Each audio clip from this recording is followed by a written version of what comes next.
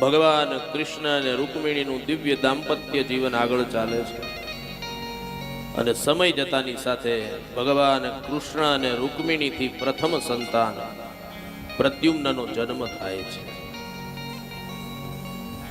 કોણ છે આ પ્રદ્યુમ્ન?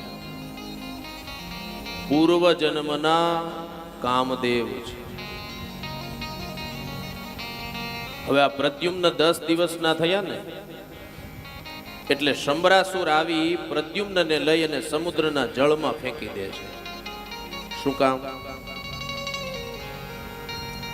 શંબરાસુરનું મૃત્યુ આ પ્રદ્યુમ્નથી લખાયેલું છે.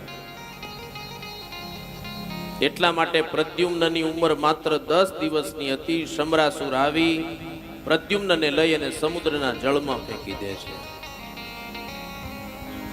પણ આ કથા મને ને તમને ઉપદેશ કરે છે, જેનું જેવી રીતે જેના દ્વારા લખાયેલું છે ને એને કોઈ મિથ્યા કરી શકશે નહીં. માણસ ગમે એટલા પ્રયાસો કરે, એ સામે આવીને ઊભું રહેશે, ઊભું રહેશે ને ઊભું રહેશે.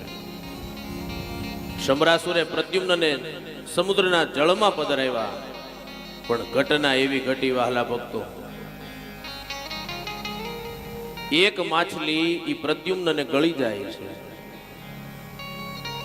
અને એક માછીમાર આવી જાળ બિછાવે, એમાં પેલી માછલી આવી જાય અને ઈ જ માછલીને માછીમાર લઈ અને શંબરાસુરના ઘરે પહોંચે છે. ઈ માછલીને ચીરવામાં આવી, એમાંથી બાળક નીકળે, એ સ્વયં પ્રદ્યુમ્ન છે. શંબરાસુરે એ બાળકને આપી દીધું એના ઘરમાં કામ કરતી એક માયાવતી નામની દાસીને. માયાવતી કોણ છે? પૂર્વ જન્મના કામદેવના પત્ની રતિ છે.